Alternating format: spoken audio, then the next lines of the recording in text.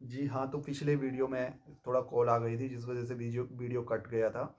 तो बाज बहादुर चंद के विषय में हम बात कर रहे थे। 1638 से 1678 बाज बहादुर चंद ने जो है बाजपुर नगर, उधम सिंह नगर में बाजपुर नगर है, इसकी स्थापना की थी बाज बहादुर चंद ने। कटहरी राजपूतों को शाहजहां का संरक्षण प्राप्त था। कटहरी राजपूत थे, इनको शाहजहां का संरक्षण प्राप्त था। बाज बहादुर चंद शाहजहां के दरबार में गया। ठीक है, इसको आप ध्यान में रखना। शाहजहां के दरबार में कौन जा रहा है? बाज बहादुर चंद्र। शाहजहां के दरबार में कौन गया? बाज बहादुर चंद्र। इस प्रकार के क्वेश्चंस यूके एसएससी और यूके पीएससी बहुत पूछता है कि मुगल दरबारों में जो जाने वाले शासक थे, जैसे कि बाज बहादुर चंद्र शाहजहां के दरबार में गया था।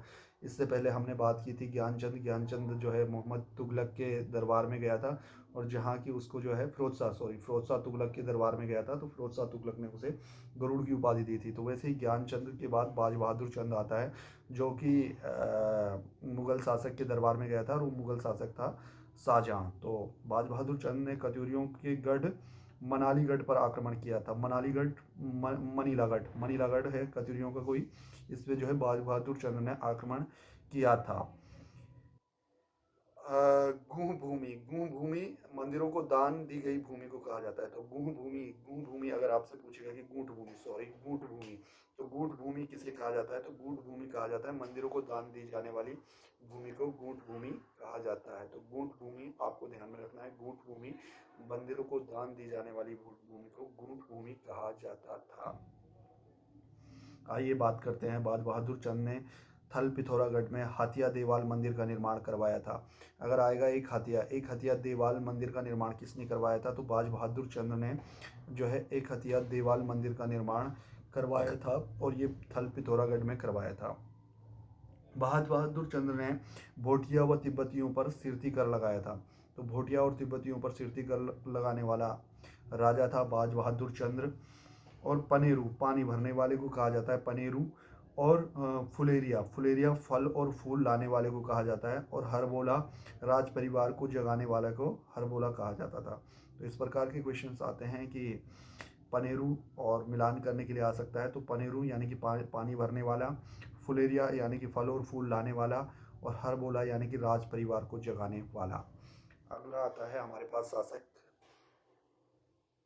इसमें जो है मटपाल भी है एक, जैसे पनेरू हो गया पानी भरने वाला, फुलेरिया हो गया फल और फूल लाने वाला, हरबोला हो गया राज परिवार को जगाने वाला, और मटपाल जो है मंदिरों का रक्षक हुआ करता था। तो मटपाल मंदिरों का रक्षक। अगले शासक हैं उद्योग चंद्र। बहुत ही इंपॉर्टेंट शासक होते हैं ये, 51वें नंबर के शासक चंद राजवंश के। उद्योग चंद भारतीय चंद के बाद पहला चंद शासक था जिसने डोटी नरेशों को से संघर्ष किया। देखिए, अब डोटी नरेश यानी कि डोटी यानी कि नेपाल के नरेश। तो डोटी नरेशों से संघर्ष करने वाले जो हमारे राजा थे, पहले राजा कौन थे? भारती चंद। भारती चंद ने डोटी नरेशों से संघर्ष किया था। उसके बाद उद्योग चंद का नाम आता है, और उद्योग चंद ने भारती चंद के बाद जो है पहला ऐसा शासक था जिसने जो है डोटी नरेशों के से संघर्ष किया। उद्योग चंद का समकालीन डोटी नरेश देवपाल था। डोटी नरेश ने काली कुमाऊं पर अधिकार किया। डोटी नरेश ने काली कुमाऊं पर अधिकार किया, और उद्योग चंद ने डोटी की ग्रीष्मकालीन राजधानी अजमेरगढ़ पर। तो इस युद्ध में जो इनका जो अधिकार क्षेत्र बढ़ा, तो डोटी नरेश ने काली कुमाऊं पर अधिकार कर लिया था। और यहाँ पे जो है उद्योग चंद ने डोटी की ग्रीष्मकालीन राजधानी अजमेरगढ़ पर 1683 में अधिकार किया। उद्योग चंद 1668 में डोटी की शीतकालीन राजधानी जुराइल दिपाइल पर अधिकार कर लेता है। तो बहुत ही इंपॉर्टेंट शासक होता है उद्योग चंद, जो कि 1668 ईस्वी में डोटी के शीतकालीन राजधानी जुराइल और दिपाइल पर भी अधिकार कर लेता है। जैसा कि आपको बताया था, डोटी नरेशों को कर दिया करते थे कुमाऊं के जो शासक थे, और अब इसने जो है इनके खिलाफ संघर्ष शुरू कर दिया था उद्योग चंद ने। जुराइल दिपाइल कोर्ट युद्ध 1696 में ये जुराइल दिपाइल कोर्ट युद्ध हुआ इसके बाद। और उद्योग चंद व डोटी नरेश देवपाल के मध्य ये युद्ध हुआ था।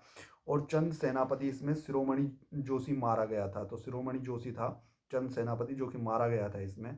अगले जो शासक आते हैं 52वें नंबर पे ज्ञानचंद। ज्ञानचंद का गढ़वाल नरेश फतेह शाह का समकालीन था ज्ञानचंद।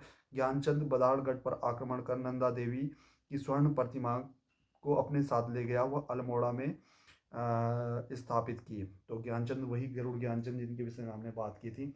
तो वही 52वें नंबर के शासक हैं। और ज्ञानचंद ने गढ़वाल नरेश फतेह शाह के समकालीन थे ये। और बधानगढ़ पर आक्रमण करते हैं ज्ञानचंद, और नंदा देवी की स्वर्ण प्रतिमा को अपने साथ ले गया और अल्मोड़ा में स्थापित किया। तो ऐसा क्वेश्चंस आता है कि नंदा देवी की प्रतिमा को कौन जो है लेकर के गया था। तो ज्ञानचंद लेकर के गया था नंदा देवी की स्वर्ण प्रतिमा को। तो इसमें दो प्रतिमाएं हैं, एक अष्ट धातु की प्रतिमा थी, अष्ट धातु की प्रतिमा को दूसरा शासक कुमाऊं का लेकर के जाता है।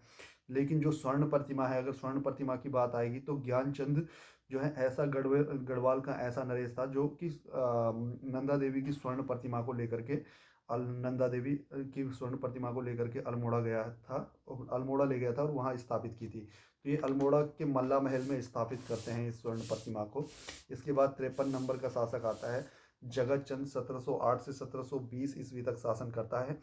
जगत चंद के शासन काल को कुमाऊं का स्वर्ण काल कहा जाता है। तो ये बहुत ही इंपॉर्टेंट क्वेश्चन यहाँ से बनता है कि जगत चंद के शासन काल को कुमाऊं का स्वर्ण काल कहा जाता है। अगर क्वेश्चन आता है कि कुमाऊं का स्वर्ण काल किस शासक के शासन काल को कहा जाता है, तो जगत चंद के शासन काल को कुमाऊं का स्वर्ण काल कहा जाता है। जगत चंद ने मुगल बादशाह बाज बहादुर मुगल बादशाह बहादुर शाह से भेंट की। देखिए अब यहाँ पे एक और हमारे शासक आ चुके हैं जगत चंद, जो कि मुगल बादशाह से मुलाकात करते हैं, और वो है बहादुर शाह से भेंट करने वाले। तो जगत चंद ने बहादुर शाह से भेंट की। यहाँ पे क्वेश्चंस बन सकता है, जैसे कि ज्ञानचंद ने फिरोज शाह तुगलक से भेंट की थी। और उसके बाद हमने एक शासक और पढ़ा था इससे पहले, जो कि भेंट करता है बाज बहादुर चंद। तो बाज बहादुर चंद ने हमारे जो है शाहजहां से भेंट की थी। तो शाहजहां से भेंट करने वाला बाज बहादुर चंद, फिरोज शाह तुगलक से भेंट करने वाला ज्ञानचंद, और जगत चंद ने बाज बहादुर से और बहादुर शाह से भेंट करने वाला हमारा जगत चंद की मृत्यु चेचक से हुई थी। तो चेचक के कारण इसकी मृत्यु हो जाती है जगत चंद की। अगला शासक इसका आता है देवी चंद 1720 से 1726 ईस्वी तक जो है चंद राजवंश का शासक रहता है, और कुमाऊं का विक्रमादित्य देवी चंद को कहा जाता है। तो यहाँ पे देवी चंद के विषय में आपको ये फैक्ट याद रखना है कि कुमाऊं का विक्रमादित्य किसे कहा जाता है, तो देवी चंद को कुमाऊं का विक्रमादित्य कहा जाता है। इसके बाद कुमाऊं का मोहम्मद बिन तुगलक भी इसे कहा जाता है, MBT मोहम्मद बिन तुगलक। तो मोहम्मद बिन तुगलक कुमाऊं का किसे कहा जाता है, तो देवी चंद को दो उपाधियां मिली है, एक तो कुमाऊं का विक्रमादित्य और एक कुमाऊं का मोहम्मद बिन तुगलक देवी चंद। अगला 55 नंबर का शासक अजीत चंद है। इसके समय माणिक घोड़ा व पूरनमल द्वारा राज्य प्रशासन चलाया गया। तो अजीत चंद के समय में माणिक घोड़ा व पूरनमल ने प्रशासन चलाया, यानी कि अजीत चंद नाम मात्र का शासक था। सत्ता जो है माणिक घोड़ा व पूरनमल के द्वारा चलाई जा रही थी। तो इसके बाद आता है कल्याण चंद। 56 नंबर के शासक बहुत ही इंपॉर्टेंट हैं। कल्याण चंद के समय कवि शिव ने कल्याण चंद्रोदयम काव्य की रचना की थी। तो कल्याण चंद्रोदयम काव्य की रचना कवि शिव के द्वारा की गई थी, ये आपको ध्यान में रखना है। और कल्याण चंद के समय में ही ये काव्य लिखा गया था, कल्याण चंद्रोदयम, कवि शिव के द्वारा। अल्मोड़ा के चौमहल चौमहल कल्याण चंद ने बनाया। तो अल्मोड़ा में एक चौमहल है, और चौमहल का निर्माण कल्याण चंद के द्वारा बनाया गया। और कल्याण चंद को कुमाऊं का कुंभकर्ण भी कहा जाता है। इसको भाई कुमाऊं का कुंभकर्ण कल्याण चंद, ध्यान रखना आपको कि कुमाऊं का कुंभकर्ण कल्याण चंद, कुमाऊं का विक्रमादित्य देवी चंद, कुमाऊं का मोहम्मद बिन तुगलक देवी चंद, और कुमाऊं का कुंभकर्ण कल्याण चंद। कल्याण चंद रोहिल्लों के डर से गैरसैंण भाग गया व गढ़वाल नरेश प्रदीप शाह से संरक्षण मांगा। तो ये कल्याण चंद एक ऐसे शासक थे जिनके शासन काल में रोहिल्लों का आक्रमण हुआ था कुमाऊं पर। भाग करके ये गया गढ़वाल में इसे मिले प्रदीप शाह ने इसे संरक्षण दिया। इसके बाद आने वाले अगले शासक हैं 57 नंबर के दीपचंद। 1748 से 1777 तक दीपचंद का दीवान जो है हर्षदेव जोशी था। ये हर्षदेव जोशी अब एक बहुत ही महत्वपूर्ण कड़ी जो है उत्तराखंड के, कुमाऊं के ही नहीं बल्कि उत्तराखंड के इतिहास में जोड़ने वाले हैं हर्षदेव जोशी, जिसे कि हर्षदेव जोशी को जो है उत्तराखंड का जयचंद भी कहा जाता है इसे, क्योंकि इसने बहुत बड़े कारनामे किए थे उत्तराखंड में। और इसको जो है जयचंद की उपाधि दी जाती थी है, विभीषण की उपाधि भी इसे दी जाती है। तो दीपचंद 1748 से 1777 तक शासन करता है और इसका जो दीवान बनता है वो हर्षदेव जोशी है। 1752 ईस्वी में दीपचंद ने गढ़वाल के विरुद्ध युद्ध अभियान चलाया और उसमें ये मारा गया। दीपचंद के समय पानीपत का तृतीय युद्ध भी हुआ था। तो जब दीपचंद का शासन चल रहा था तो उस समय पानीपत का तृतीय युद्ध भी हुआ था। वो उत्तराखंड में नहीं हुआ था बट उसी समय हुआ था दीपचंद के शासनकाल में। और पीलीग्राम युद्ध 1786 ईस्वी का आता है। मोहन सिंह ने हर्षदेव जोशी को परास्त करके पुनः राजगद्दी प्राप्त की। तो शिवचंद आता है 1788 में इसके बाद। और अंतिम शासक इसका आता है महेंद्र चंद, 1788 से 1790 में शासन करता है। और चंद वंश का अंतिम शासक 1790 में नेपाल के गोरखाओं ने महेंद्र चंद को हवाला बाग के मैदान अल्मोड़ा में पराजित किया। तो 1790 में इसको पराजित करते हैं गोरखा। तो यहाँ पे जो मेन जो कड़ी निभा रहा है, वैसे इसमें इतना विस्तार पूर्वक नहीं दिया गया है, लेकिन जो यहाँ पे मेन कड़ी निभा रहा है हर्षदेव जोशी निभा रहा है। सबसे पहले वो दीपचंद के शासनकाल में दीवान रहता है, उसके बाद वो जो है उसको दीवान का पद मिलता है। लेकिन उस समय कंडीशंस ऐसी बनती है कि हर्षदेव जोशी चाहता है कि मैं शासक बनूं और अपने की सत्ता पाने के लिए वह गोरखों को न्योता देता है कि आइए और आप कुमाऊं में लड़िए, ताकि गोरखे जो है कुमाऊं को जीतें और मुझे सौंप करके और अपना निकल जाएं। तो उसने सोचा कि या तो वो निकल जाएंगे या तो मुझे अच्छा पद देंगे, बड़ा पद मिलेगा मुझे।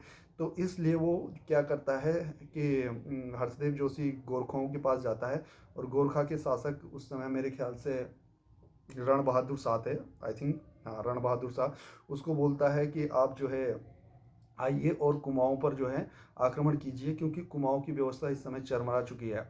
तो उसके बाद रण बहादुर शाह जो है अपनी सेना को भेजता है और कुमाऊं में जो है बहुत ही घमासान युद्ध इनके बीच में होता है। और युद्ध होने के बाद जो है ये जो है कुमाऊं पर आधिपत्य स्थापित कर देता है। तो यही हर्षदेव जोशी आगे जो है उसको 1791 में, 1790 में ये उत्तराखंड पे कुमाऊं पे आक्रमण करते हैं। फिर 1791 में हर्षदेव जोशी गढ़वाल पर आक्रमण करने के लिए गढ़वाल कुमाऊं के शासक को कहता है, क्योंकि इसको वहाँ पे कोई पद तो मिलता नहीं है। तो ये सोचता है कि जो गोरखे हैं वो गढ़वाल पर आक्रमण कर लेंगे तो हमें जो है मुझे जो है फिर कोई पद मिल जाएगा, या ये वहाँ चले जाएंगे तो मैं यहाँ शासन करने लग जाऊँगा।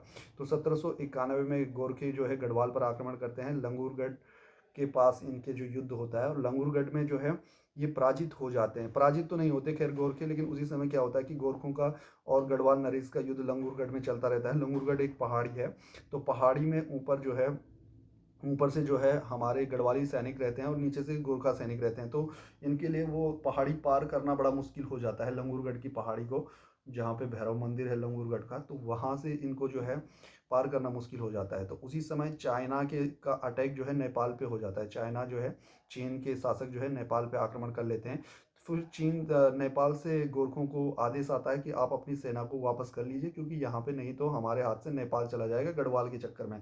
तो उस समय ये क्या करते हैं कि गोरखे एक संधि करते हैं जिसे जो है लंगूरगढ़ की संधि कहा जाता है। और लंगूरगढ़ की संधि के तहत ये आपस में डिसाइड करते हैं कि अब हम जो है जा रहे हैं। गोरखे बोलते हैं कि हमें जाना पड़ेगा और अपना एक दूत जो है गढ़वाल नरेश के दरबार में रख लेते हैं संधि के तहत, ताकि उनको इन्फॉर्मेशन मिलती रहे कि दोबारा जब भी गढ़वाल नरेश कमजोर पड़ेगा तो दोबारा आक्रमण करेंगे। और वही आक्रमण 1804 में होता है और उसके बाद पूरा वो गोरखी गढ़वाल पर भी 1804 में जो है अपना आधिपत्य जमा लेते हैं।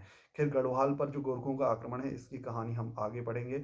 आज हमने चंद वंश की जो वंशावली थी उसको समाप्त कर दिया है। और चंद वंश की वंशावली को समाप्त करने के बाद कल हम गढ़वाल की पंवार वंश के विषय में आपसे बातचीत करेंगे। ये शॉर्ट नोट्स मैंने आपको बताए हैं। इसकी ये जो कहानियाँ हैं एक विस्तार पूर्वक हैं और इनको मैं आगे विस्तार से भी आपके साथ शेयर करता रहूँगा। फिलहाल के लिए धन्यवाद। और अगर वीडियो अच्छी लगी हो तो कृपया कमेंट्स ज़रूर करिएगा।